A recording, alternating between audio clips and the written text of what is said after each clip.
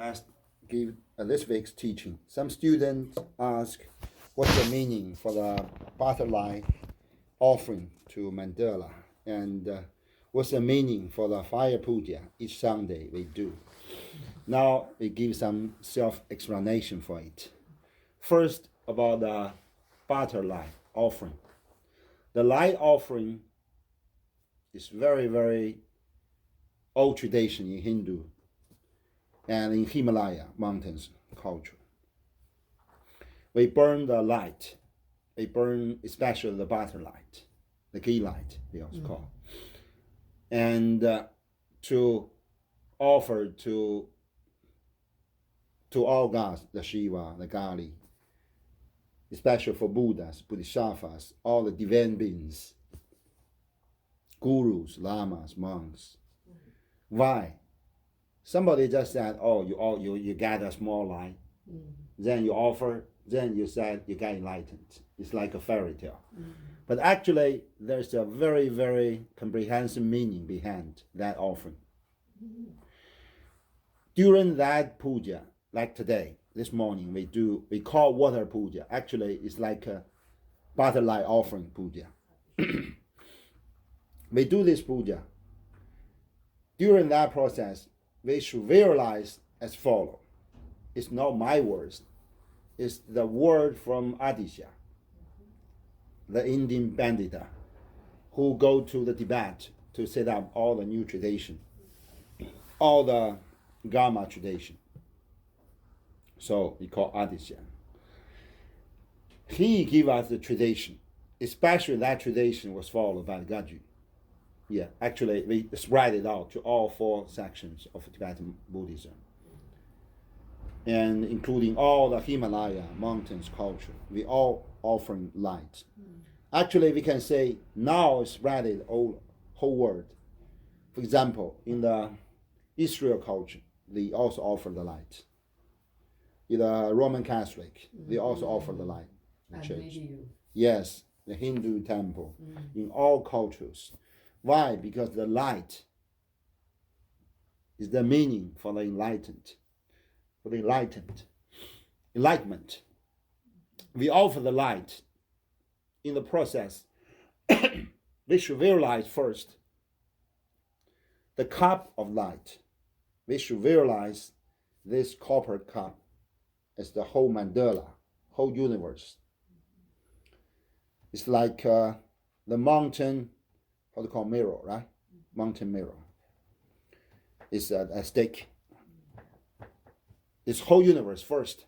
It's the copper. It's the cup. The edge of the cup. We should visualize like according to our sutra tradition. There's the Arrow mountain.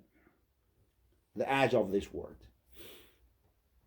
Into that cup, there's the oil, right? The butter or ghee.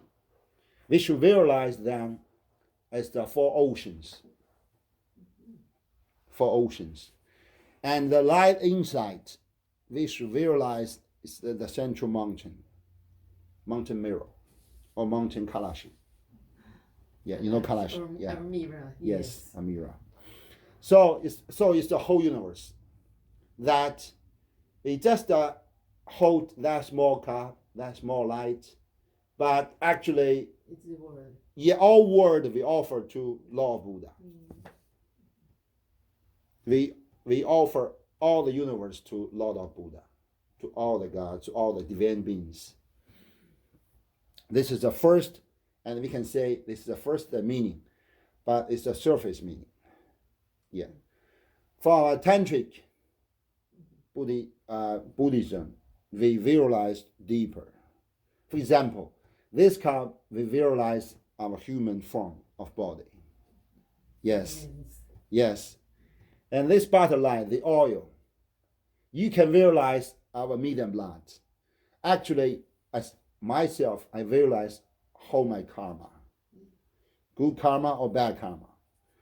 All my life experiences, accumulations. This current life, the previous life, or the future's life, all put in that oil. And that light It's our Buddha nature. It's our divine nature in ourselves. So that means maybe as a form, we are the ordinary humans. Yeah. But inside, we have a divine light in ourselves. So according to the tantric meaning, the oil is like I have said, it's a karma, good or bad, right? That including the karma from our five senses, your eyes, your mouth, your hearing, your tongue, tasting, your touch, by fingers, by body, such like this. But this one, the basic one, the higher one is your consciousness.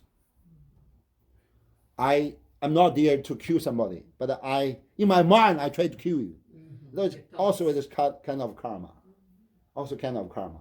But it's a deeper one. It's involved in your subconscious. Then beyond that is your alaya conscious. It's like a record of all your karmas in the previous life, maybe so million times incarnation, but still accumulated in your alaya conscious. We all melt it down like this milk, like this ghee oil. Then we melt it down. We burn it. By what?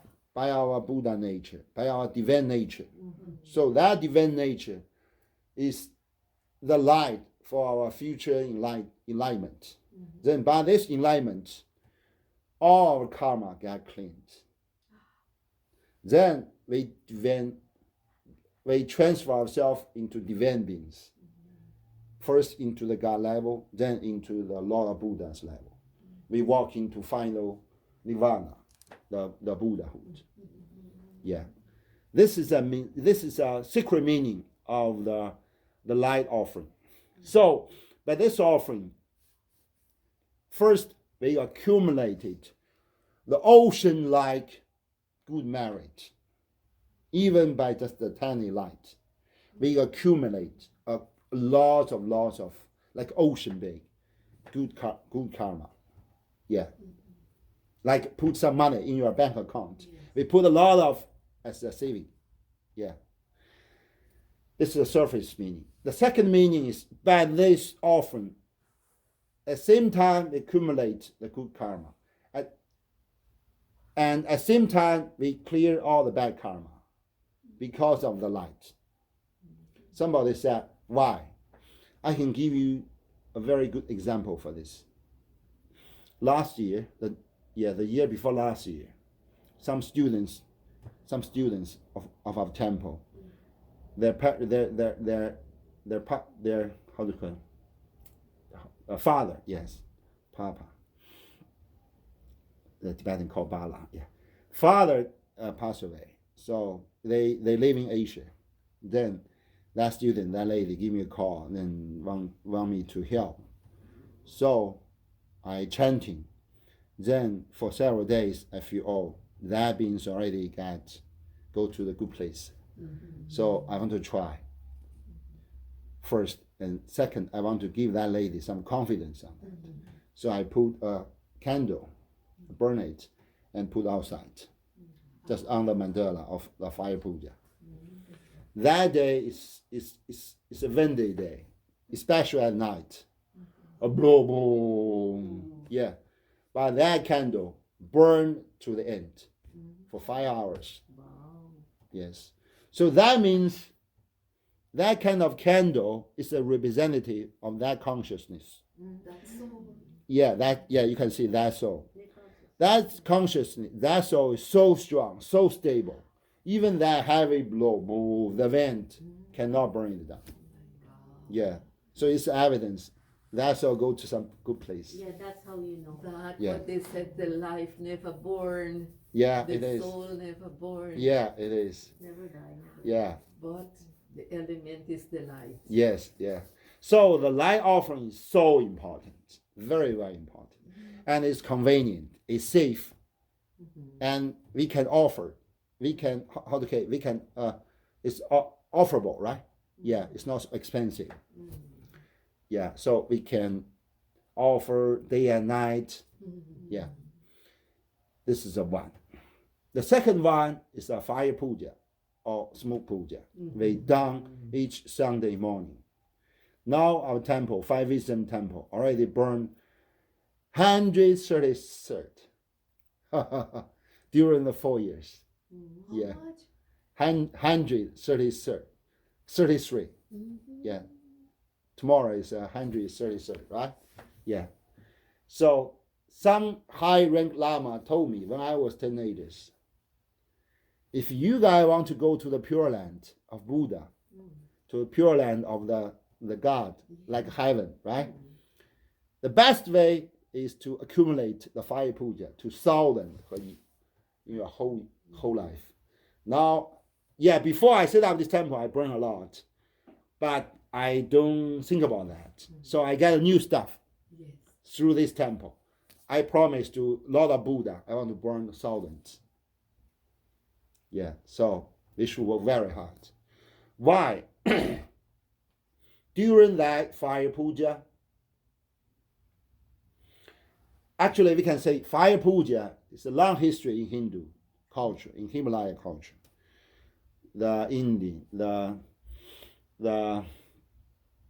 now we call Bangladesh. Still, in ancient time, is a Buddhism, is a Hindu tradition, not a Muslim. And some call Sri Lanka and Nepal, Bhutan, Sikkim, and all the Tibet, all Mongolians. We all do this fire puja for the God, for the divine beings, for Lord Buddha. We set up a base we call mandala. It's a wood or copper or the metal one. We gilded this God or gilded with silver. They set up square. Then in the middle is circle. On top of the circle is a triangle. So it's exactly the same we have now out of the temple. The outside edge represented the earth. So now I put the stone. Yeah. The inside circle represented the water. I put some water. Now it's changing into ice. Yeah, but still it's water elements. So the circle, we burn the fire, represent the fire elements. Beside these 5 elements, there is some space. There's a hole and a space. When we burn it, the wind blows. So it represents the element of wind. Then we covered by these triangles and hollow of this side. When we do the fire puja, the fire coming out. When the fire going to the end, the smoke coming out. When smoke going to the end, the ether coming out. Maybe you find out, oh, there's nothing at all. But you can find out at that time, when the wind going blow everywhere, spread it out, the ether coming out. You can find it out. Because the wind give you the directions. Yeah. It's not just ordinary wind. You can say, when we chanting together, for the fire puja, we first visualize the fire.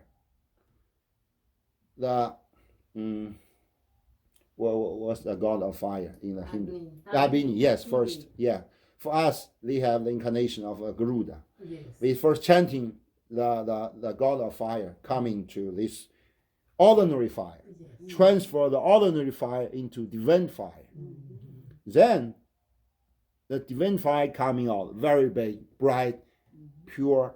Then we invite the Lord Buddha, the Shiva or Kali, coming to this fire. Yeah, Indra, the Ganesh, all the Bodhisattvas going to this fire. Then we put a lot of herbs, food, the rice, the pepper, the oil, into that. So Indra take. Yes. So this God, this divine beings, the Lord Buddha take all this offering. Yes. During this offering, we realize our karma involved in this food or herb, especially herbs. We burn by this divine fire, by this taken by the Lord Buddha or all this God. Our karma got cleansed, got purified. then all these divine beings get satisfied. So we are purified. They satisfied. Yeah, everybody satisfied. This is the main part of fire puja.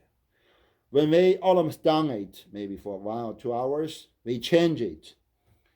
For my tradition, I put some this we call compassion water after chanting. Put some water, or put some wet wood, or put some the bread into that. Then the smoke coming out. Yeah. The smoke coming out, the smoke, at this part, the smoke, we visualize those dakinis in this fire go to the sky to send those very good smelling to those small level of gods. Maybe they didn't come into our mandala, but they still offer that to everyone in those universe. 260. Yes. To all of them. Then all these gods, this we call Arahant or this Asura, God satisfied. The Asuras. Yeah, Asuras, especially Asuras. Or dragon, or kind of this God satisfied. Then we still put a lot of things inside. The smoke got bigger and bigger and spread it out. Then to those lower level beings, especially we call karma enemies. For example, we do some bad things. So this kind of bad karma get jealous by somebody. Somebody get jealous, or somebody hate, or somebody do some curse or whatever. So this kind of poison thinking ideas exist. So those kind of smoke spread it out to give these karma enemies. They get satisfied because it's like reimbursement. They also get it. Because they get reimbursement, like a payback. Sorry, I say sorry to you. So you take that food, that smelling. So that kind of bad, I didn't want to say bad guys, but it's a bad idea of some guys. Get clarified. So that is the part for the Yes. Yeah. those kind of those evil spirits. Yeah. Then everyone in everywhere gets satisfied. So we call the fire puja. It's very, very powerful puja. Very important. Very important. But Yeah. Baba, making the offering in the fire puja, we make the offering. Does it matter that individually we make the offering, or sometimes we're not here and we put something that you may offer? Of course. another time? Yeah, I receive all of this you bring on the door. Yeah. The leaves, leave the that food. door. Yeah. I know you guys offering to this. Of course I know it. Because I am doing fire puja. Yeah, I here. know. You come join us 1 week. Yeah, of course I know. But Same. I know, but I mean, it has the same significance Yes. as actually doing it, or me just leaving Yeah. it and- We can say there's some differences yes. if you in there. Yeah. Yes. Yes. Why? yes, Because the vibration the of yes, fire, yes, that's the it. chanting, Yes. and the blessing from Lord Buddha and the Yes, God is you different. should be present. Yeah, Yes. it's better, we can say. Yes. it's But better. if you cannot at the place of fire puja, you offer something to Yes. still Carry very on the good. puja. Yeah, still very good. Yeah, so it goes to the offering. Yeah, of course, it's very good. Yeah, I have some student, she in Hong Kong, but each time she tried to send me the message said, please Oh. do the fire puja. And that time thinking about my family. Yes, Yes. that time, yes. Yeah, so that's why always thinking. Yeah, because same thing, like somebody goes to India, we send. Of course. something, yes. Yeah, can works. We can go there. Yeah, yes. it works. Yeah. It truly works. Oh. For example, before we give this teaching, we do the dakini, senjidong.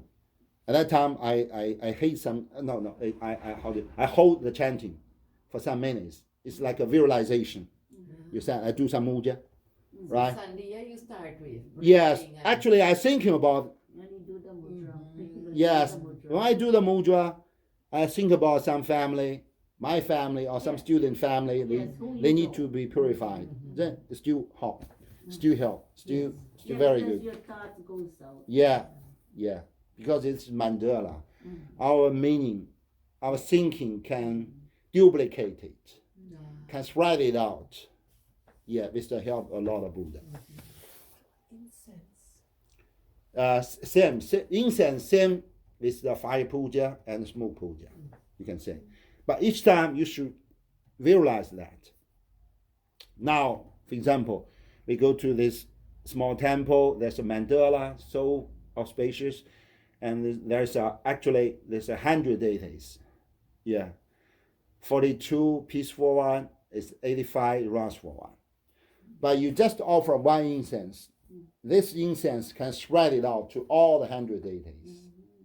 And this incense will spread it out through the windows to the sky. Then the other small level one, like you Ashura, can also get it, get satisfied. So it's very important. Yeah. This kind of offering we call extraordinary offering. What's that mean?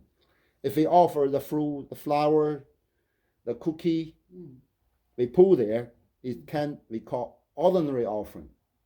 Oh, but fire one. But fire or smoke or this light is That's extraordinary one. Extraordinary. Yeah, it's not just taken by the Lord Buddha. It's spread all over the universe. Yes. All All beings three world. can take it. Even you just get one incense. Why? I can say that's a sacred teaching for that, because each offering, they do the four things: offering, chanting, mudra, and visualization. So the four we call four powers. By the four powers, they transfer this limited offering to unlimited, limitless offering. By what? By Om Ahum. Om, like Om. Yes. Oh. They purify all of this. It's a white one. Ah, they duplicate, not duplicate. They double, many double times of this existed. Home, we just spread it all over the world. So by this chanting, by mudra, by your visualization, then transfer. Transfer the ordinary one into Amita. You know Amita, right? Then all the God, all Lord of Buddha can take it. Yeah, that's the meaning. That's the secret meaning. So that's why we should always keep that four things together. Your offering, Your thoughts. your thoughts, your chanting, Yes. your mudra. Yes. So put the four powers together, then transfer everything into extraordinary level, into Amita, even our human body, even our karma, whatever, good or bad karma. Yeah, that is the secret of Tantra. Yeah, I think this all for today. Yes, that is all. Oh, it is good teaching. Thanks. Oh. Yeah, each Saturday I give some teaching.